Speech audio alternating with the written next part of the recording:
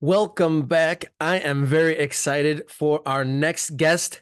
He is a staple of Michigan soccer, both as a player and as a coach, and he's heading into year 3 as that coach of Lansing City Football Club, and that's going to be the focus of our topic today.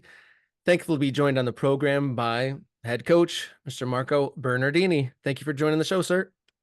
Yeah, thanks for having me on. Yeah, so Lansing City Football Club, part of USL2's Great Lakes Division. Um, what do you think, just as we stand here in preseason? What are you thinking about year 3 of the club and as your tenure as head coach? I'm excited. It's coming up. I love the USL2 season. It's really a challenging season that makes have to work really hard to compete, and the division's really strong. The other clubs have some very good players and have some very good teams, and so it's really a fun time where I feel like every year so far I've had to evolve as a coach, and had to evolve as a club and get better. And players have improved during that time as well. So just really excited going into year 3. We have a better understanding of who we are and what has been successful and what we do well, and where we should put our attention to. And yeah, I mean, it's a routine by now. It's not like new territory, so we feel pretty good about going into year 3. The T's are crossed and the I's are dotted. We'll be ready come the first game. You've played for the likes of Lansing United, Lansing Common, Spring Arbor collegiately, Detroit City FC back in the day, as well as a number of others, and then coached both collegiately, club, and in high school. What do you think of where the USL2 fits in that whole grand scheme of things? Because you've seen all the different levels. Kind of how important is this kind of elite amateur summer soccer season? I think it's a great development tool for the players that are a part of it. So it's like I believe it's almost like um, it provides a platform for players to move on to the next level, but it also gives players the opportunity to get better. Like I said, where they're for I think players are in different spots as they play in for USL2 clubs, and where some guys are just using it as an opportunity to stay sharp for their fall Division 1 season, and other guys are using it to really as a platform and a springboard to have an opportunity to play next level. And so I think in those cases, in any case, you really get to find out as a player where you stand, and there's no hiding in the summer. You're either good enough or you're not, and you get found out really fast, and then you at that point you have a decision to make. You can accept it and try to get better, or you can run away from the game. And so I think that journey and that process is really important um, as an opportunity, right, to play some meaningful games to improve and get better as a player. So I think the platform that USL2 provides is a really good one for amateur players trying to take the next step. Going back to your first answer about with year 3, you kind of have a better focus on where to focus and where to really, I guess, use the assets at your disposal. What specifically is changed now from when you started in year 1 in 2022? I don't know about what has changed. I think we just understand, who we are more, and the players that, for us, when we start building a roster, it's like who are we and what are we doing here? It's really the questions. And so for us, it's really as the years go on, you just start to have a better understanding of what that is. You could go into something with a plan and an idea, and you have when you're in there, you evolve. And so for us, we learn where kind of more what our role is, and what place we have in the scheme of things. We're not going to compete with the Bucks for players. And we can't get a player to sign for us over signing for the Bucks. That doesn't make any sense. And so for us, we have to be more creative in who we're bringing in order to compete with them. And so I think for us, what we do really well is we find, some talent that nobody really knows about, and we help them develop. We give them the platform and the opportunity. We invest in them as people and as players, and we help them take the next steps in their lives. So, as an example, Nathan Intalu, was a player for us that we brought in the first year, stuck around for year two. I had him at Spring Arbor so that he could stay in the country to keep going and keep his journey going. And at the end of the second summer, our team does a lot better. He performs well, and he ends the summer with an opportunity to join North Carolina in USL One and wins the USL One championship. So, for us, it's about finding some of these guys that nobody knows about, investing in and getting better. So for us, going into year three, we have to turn over that kind of and our kind of attacking core of players. I call they I don't know, we call them I don't know, some French word. There were three: Nathan Intalu, Drew Schneider, and Rahman El Rashid. And so those guys are Nathan signed professionally, and Brood and Abdul and I, we've done 4 seasons together. So I think it's time for a new scenery for them. I know Abdul, I think, is planning on playing for a different club in USL2, and same for Root. So we got to turn over that attacking group. So we've got some young guys that we believe in, that we want to invest in, to start a new cycle. So whether they perform really well this summer, it doesn't really matter.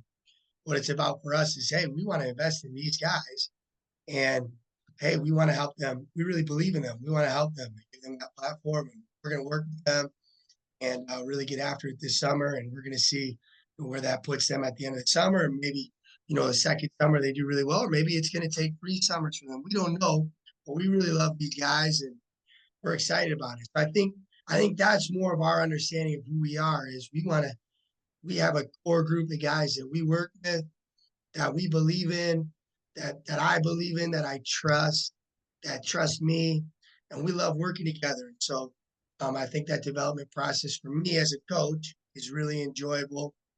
Take the results out of of course, we're trying to win every game that we play.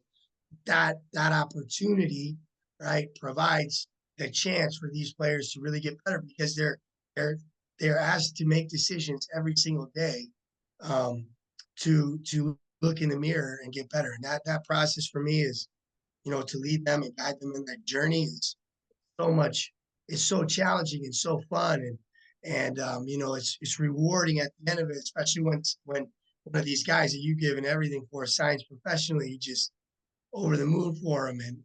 So I think, very excited about the next kind of core attacking group. And hey, as far as midfield and backline goes, guys that have been working with us before, and we're bringing in some new guys that we want to bring along a part of the journey too. So just super excited for year three. We just understand where we are and what we can provide a lot more than we did maybe in year one. So we've really learned over the years. So you're saying you're definitely the philosophy is development maybe over the wins and losses at this point? No, I don't think you can have one without the other. I think it's both. And so I think so. I mean, for sure, we're trying to be competitive. It's all about. I think summer we were really close to competing for a playoff spot. A couple points here and there don't go our way, and we're in a different conversation, or the dip in form that we had at a certain point in the summer. Right? Maybe we're in a different conversation, but for us, it's all together. Ultimately, winning is an overflow of results, or an overflow of I don't want to say doing everything right, but it's an overflow of how you do things. It comes last. It comes at the end. It's not our focus. It never will be. It's just that we understand that it's an overflow of what we're well. So if the players are improving, the players are having a great experience, we're supporting them. We're creating a culture and a team of how we do things and what we do, and everyone's on the same page, and create this, mentality of the group and attitude of the group. And I mean, these are young players that we're working with. They're 18, 19, 20-year-olds that we're turning to work with this summer. So they're learning how to be emotionally present so that they can stay in the moment to perform instead of being emotional. And that journey, right, of learning to become a man is one that's always going on. So for us, that's what it's all about. Is we want to provide that opportunity to improve players. You know, when we get that right, and we get it right over a long period of time, and we keep staying true to who we are, over time the results will come, whether that's this summer or in 3 summers. You know, it doesn't matter to us. We're focused, and we understand that what we do is a lot bigger than winning and losing. What we do is we want to impact, we bring in a positive way to maybe help them 1 or 2% in their game, maybe more. And we want to change lives of some of the guys that we brought in. And so I think there's some really cool stories over the past couple of years where guys' lives are changed because of their experience or even the opportunity of coming to Lansing. So we know that that's a lot bigger than winning and losing. And so we're going to keep going. Um, and yeah, but to answer your question, can you have development over results? It's both. You can't. It's like I said, the result is an overflow of development.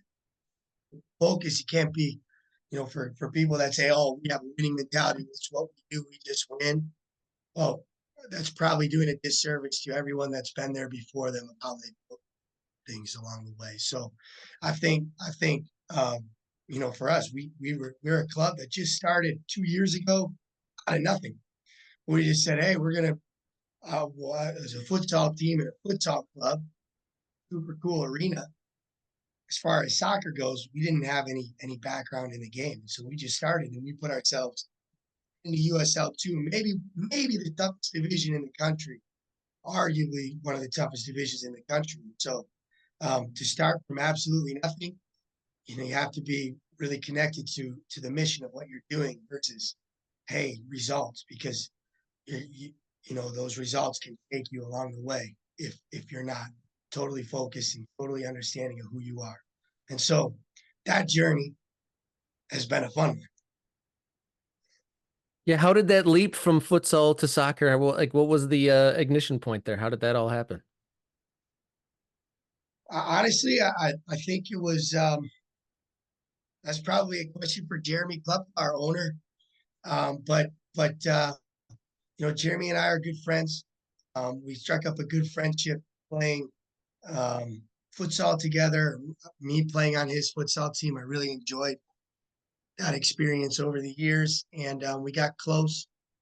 But we have a passion for helping young people and impacting them, and I think we have a passion for Lansing, um, and we I think wanted to impact people on a bigger scale with the resources that were available, and that's the resource side is more of Jeremy Kleppel question. He's an extraordinary guy, and I have so much honor for. I hold so much honor for that man in my life, what he's done for me, and so he's a really cool, crazy guy that decided, hey, we're going to do this, and you're going to be the coach. And even as much as I was like, hey, Jeremy, I'm all about this.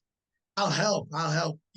Maybe with my relationships with some players and some people will get the right coaching. I'll help. I'll be on the staff. He's like, nah, it's too late. I already did it. And if you don't do it, we're not doing the team. And so it's like, okay, I guess I'll do it. And I'm really grateful for that opportunity because Lansing City changed my life as a person, as a man, and so I'm really grateful for that and the experience that I've had, the journey that I've gone on through Lansing, and certainly made me a much better coach. But it changed my life, and so um, you know, how did that start? I think it started, with this idea that we want to impact people. We're going to continue to do so, and see how it grows in the future. That sounds like quite the leap that ownership took in you, and obviously a big, strong sense of belief. But one that Yeah, he's crazy for doing that. I know how crazy he is. I'm but grateful. With that leap being taken, and you said you've grown a lot and you've grown into it.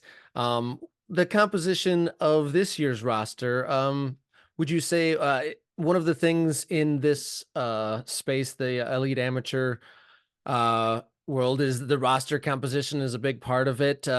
Where do the players come from? Are they being housed? Are they local? What can you tell us?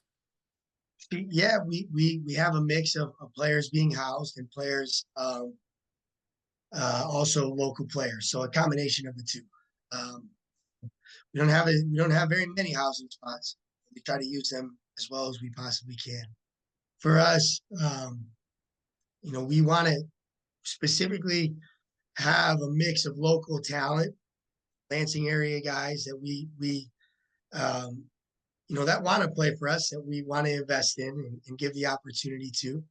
And so, and then we also have a mix of players that we have to bring on from the outside. So I think that our division is so competitive. There's so many good players in Michigan.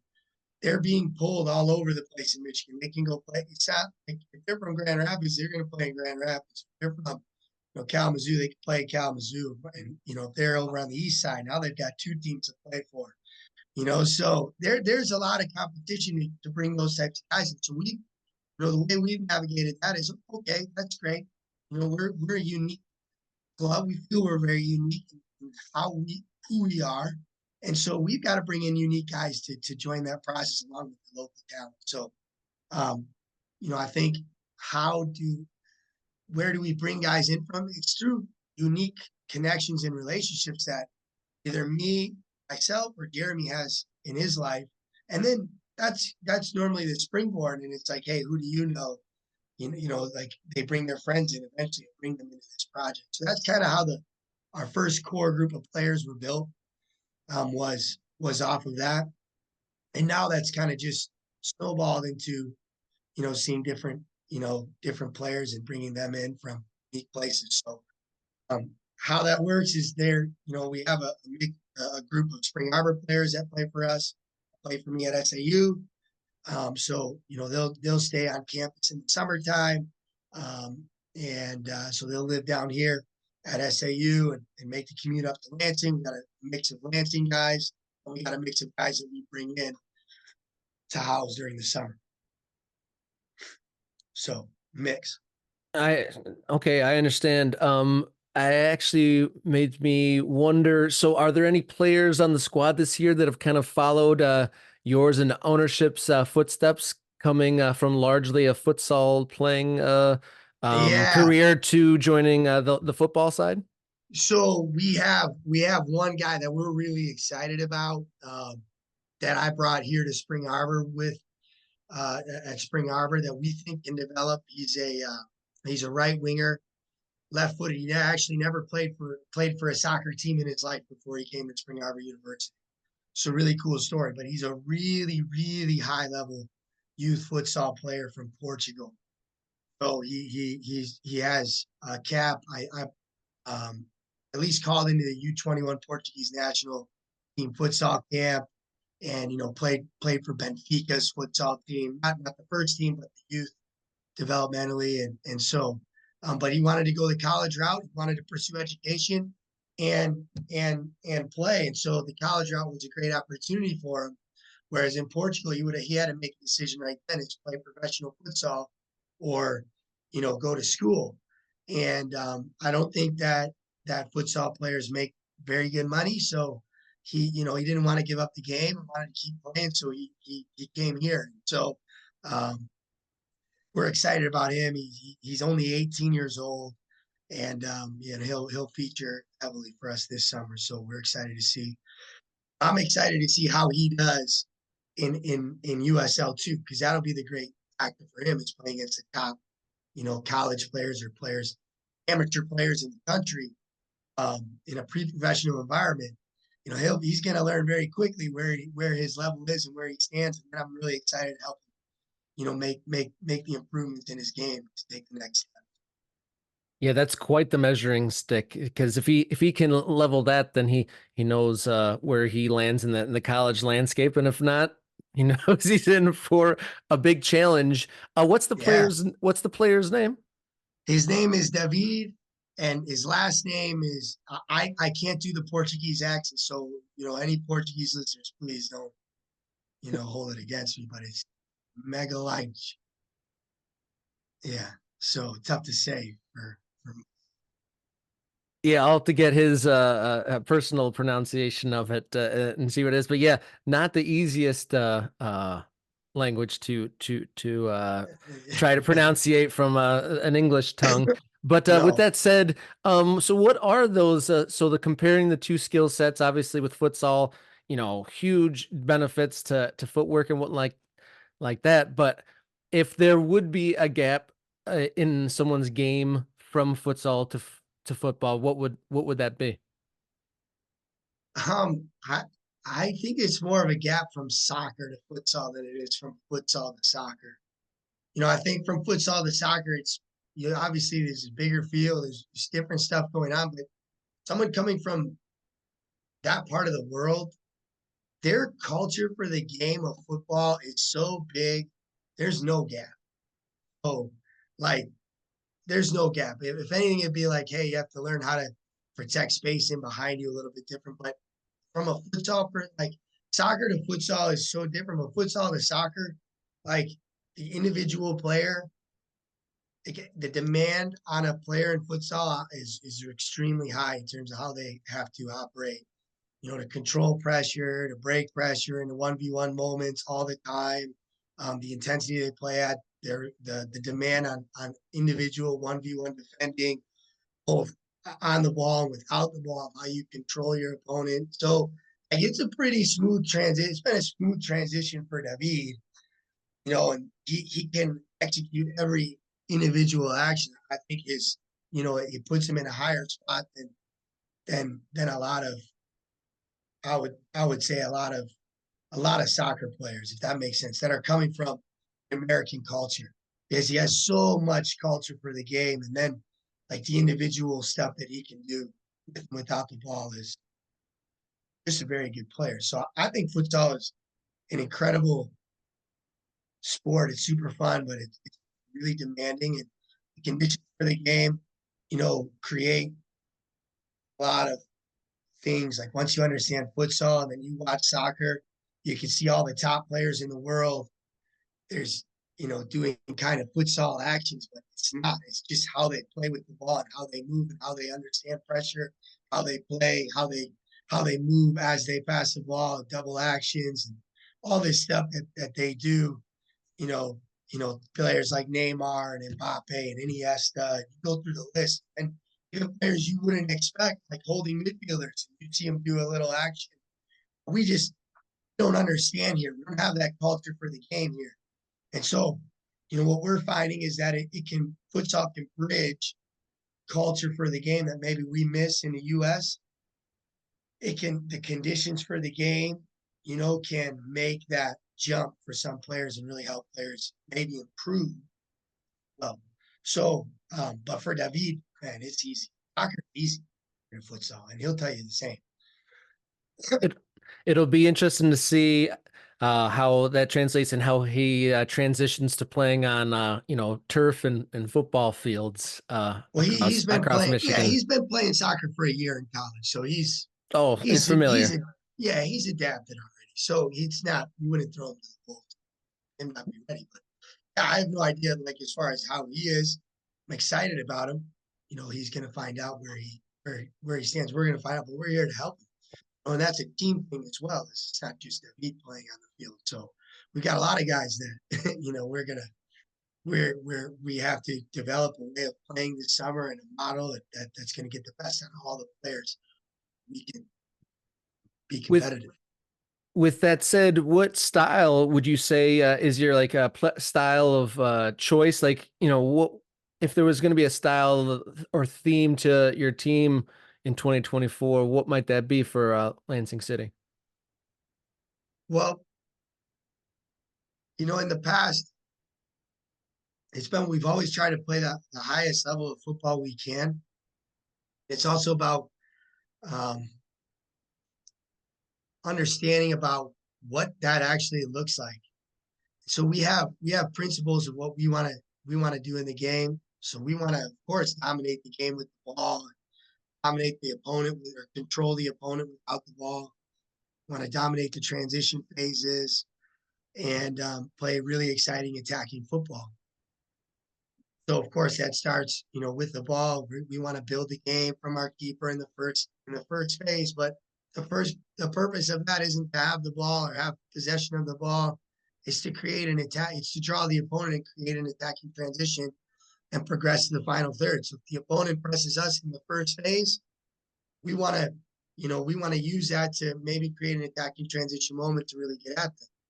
Or if they drop off to the middle third, then in a mid block, well, then we have to find a way to progress the ball to the final third. We want to do that, with certain ideas of playing on opposites and things like that. So, and then but being realistic, right? Like some games we play against the Bucks, they're at a level where, hey, we're going to try to play with the ball, but they also are going to have the ball a long period of time. So players are, they had 5 draft picks last year, so we have to be very organized without the ball. We want to disrupt the opponent from getting in a rhythm as much as possible. So we want to press them in the first phase and then try to control them. If they're able to break the first line of pressure, we want to recover, get behind the ball, and control them and keep them and protect their box and all stuff like that. So there's layers to what we do, and really there's ideals and there's reality and how that all mixes together. We just want to really make sure our guys are on the same page when we play. And I think every season is different because we have a different makeup of guys. And so we'll start the season in one way that we believe this is how we're going to play. And then we have to evolve and adapt as a team to get the players in better positions, their best positions. So, for us, maybe we play 4-3-3, but hey, maybe that adapts. We have a way that we're very adaptable in the build out shape or the pressing shape, how we need to approach certain situations. And so the cool thing is a lot of these guys have a core of how we play already. So really for us, it's just about, getting the new guys adapted and acclimated when they come in. So at the beginning of May. So, but those few players are different, and maybe that changes the mix up of how maybe we do a couple phases so that we can get the best out of the players. I mean, the positions that they can excel in. We've spoken a lot about on the field activity and style of play and roster composition, but there's many different aspects to the game we love. Kind of what is the role in the community or the interactions or the goals for the club in the community in Lansing? The goals for the club and the community of Lansing. So right now, I believe we're here to provide a platform to impact the people that into our club. We want to, play in a certain way that's exciting and play a really high level of football. One that where young players who do come to our games, are able to watch and see and say, oh, okay, like this is what it looks like, and get a little bit more culture for the game. So I think right now that's our role. So it also has to do with some young players that play futsal for our club, and they get to see and interact with some of these guys from around the world, or even local guys that have extremely high character, like Zach Kelly, for example, or Gershom Sylvain. These guys are awesome human beings, and so I think that really we just want to inspire the next kind of group of players, love the game, and show them that what culture is, and kind of says on social media that you should be all about yourself and all these things. And, hey, this is do what's best for you and all this stuff like that. The guys that actually make it to the professionals, they have such high character and they're so mature and they're able to carry so much responsibility. Who they are is so big inside. Those are the guys who make it, not the incredibly talented and gifted players. It is a mix of the two.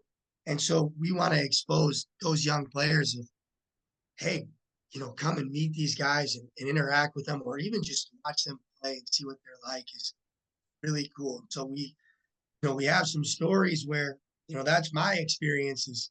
Owen Finnerty, what a guy. One of the best guys I've ever interacted with. What a leader.